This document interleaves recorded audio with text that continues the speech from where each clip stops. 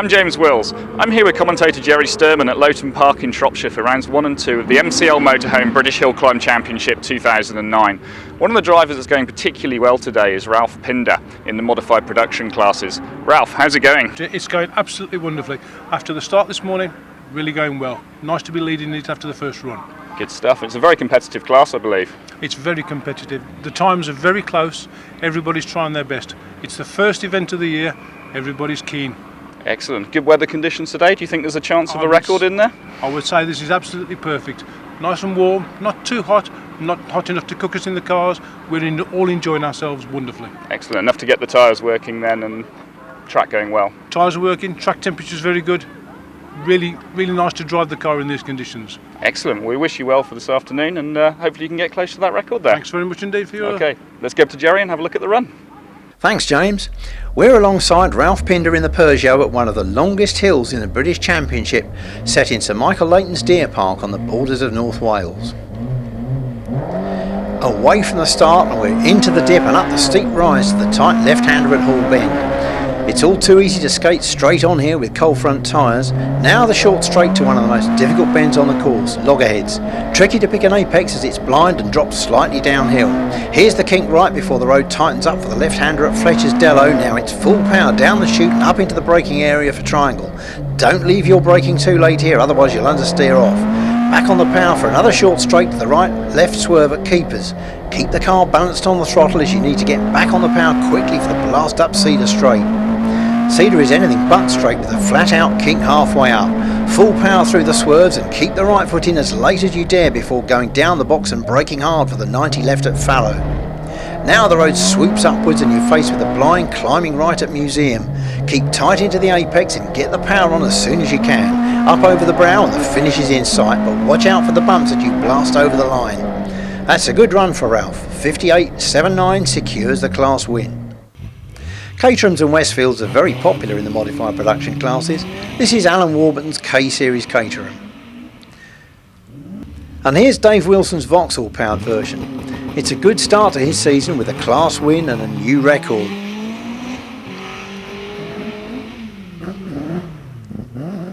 Peugeot 205's a regular wear among the saloon car entrants. Tim Cross chases home Ralph Pinder for second place in the 2 litre class. Here's another, but Charlie Martin's 205 GTI just fails to catch Steve Bailey's Ford Escort for third place. A former president of Hagley and District Light Car Club who run this event, Graham Lokes drives his Porsche 911 in the big sports car class. But Jonathan Williamson, twice a winner of the South West Hillclimb Championship, just gets the edge over Lokes. But neither Porsche driver can match the formidable pace of the 2 Dialinks Audi Quattros of Mick Harriman and Keith Edwards. These cars, similar to the legendary Group B rally cars of the 80s, dominate the big sports car class in hill climbing. They're pretty spectacular too, and a great favourite with the crowds. Let's watch them in action. It's Mick Harriman first, spinning all 4 Avens as he warms them up on the way to the start line. On board now with Harriman. This is a big car to thread up the narrow confines of Loton Park, but 4-wheel drive makes for a sure-footed launch and we're already into Hall Bend, the Audi's wastegate popping on the overrun. It's a smooth line through the left-hander and the car surges towards loggerheads. Steady through the long left and down the dip into Fallow. It's another smooth approach to the tight left before full power up into Triangle.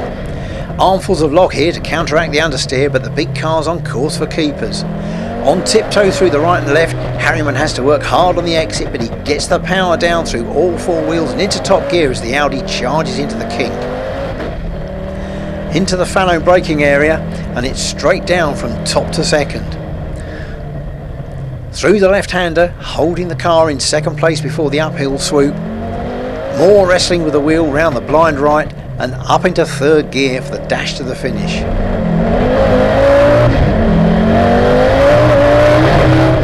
.56.07 takes the class lead. Now it's Keith Edwards. He's a regular winner in this class, but Harriman's car has been upgraded by Keith Murray of Dialinks over the winter, and Edwards will have to push hard to stay ahead. 4-wheel drive traction rockets the car off the line and the Cumbrian garage owner charges up into Hall.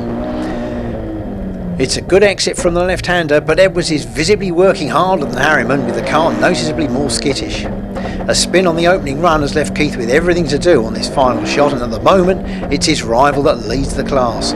Edwards really needs to pull out all the stops on this run, and he's doing just that. He's really pushing hard now as he muscles the big car up Cedar Straight and up through the King Kong full bore.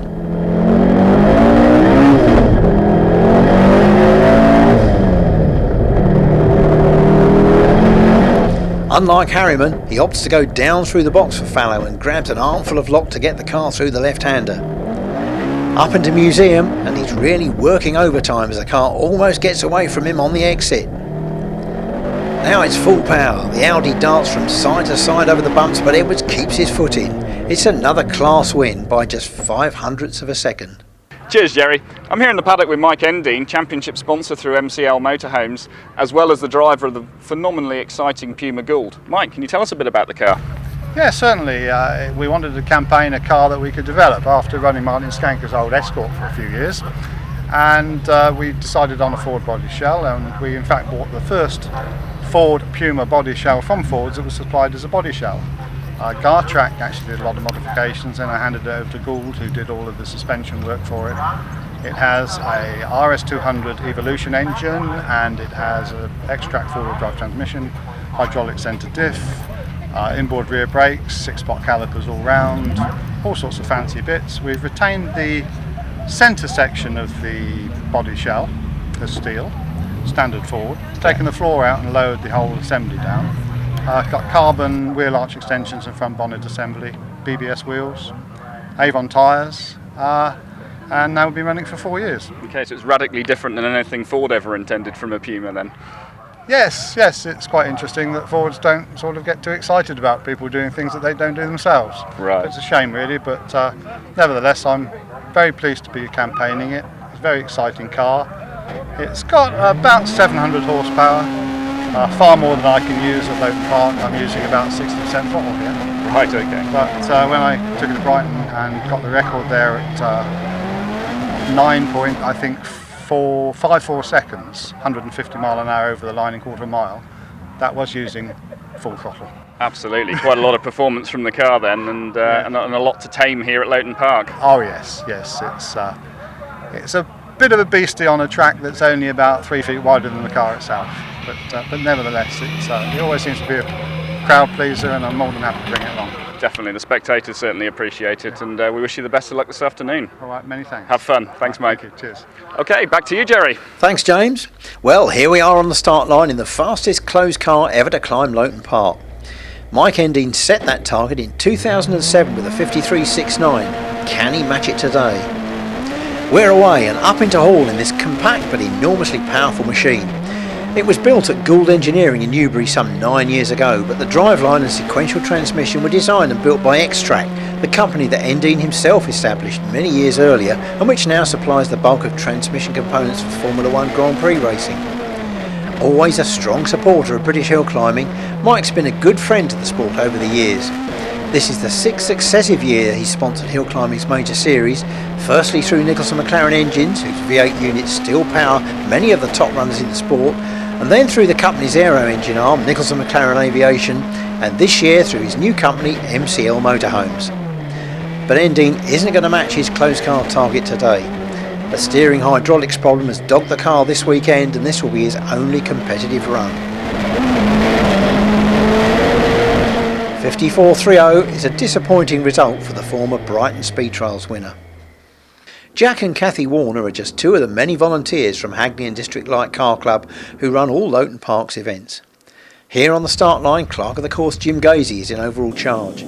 Paul Smith's company BMTR has been supplying race tyres to the sport for years, but Lyco is a relative newcomer to the paddock.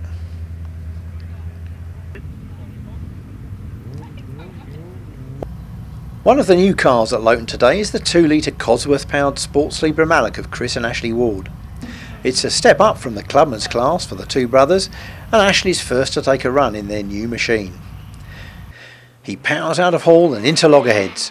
It's a good debut for the new Malik, and Ashley leads the Sports Libra class after the first runs. but Tim Elmer slips his Rick Fielding-built Imagination Vauxhall past to take the lead in the afternoon. So family honour now rests with Ashley's brother Chris. Here's the second of the Wall brothers, and it's a determined charge for Chris that snatches the win from Elmer by just 0.08 of a second.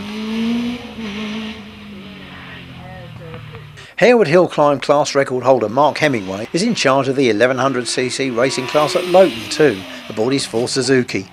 Despite this slight indiscretion, he goes on to take the win by a clear 2 seconds. The 1600 class provides real fireworks, with several runners looking to qualify for places in the 2 runoffs that count for British Championship points. Here's OMS constructor Steve Owen with his latest development machine. Nigel Morris drives the DJ Firehawk, built up in the Peak District by Del Quigley and his team. Like many cars in this class, it runs the popular Suzuki Hayabusa bike engine. Former rally driver Inan Price is one of the real hard chargers in this class. He sets the pace during the class runs in his Force Hayabusa with a time good enough to qualify for the first of the 2 championship runoffs. But Will Hall isn't hanging around either. With a bigger 1600 engine this year, he's right on the pace and levels with Price to share the class lead. We're back again with more British Hill Climb action in a couple of minutes.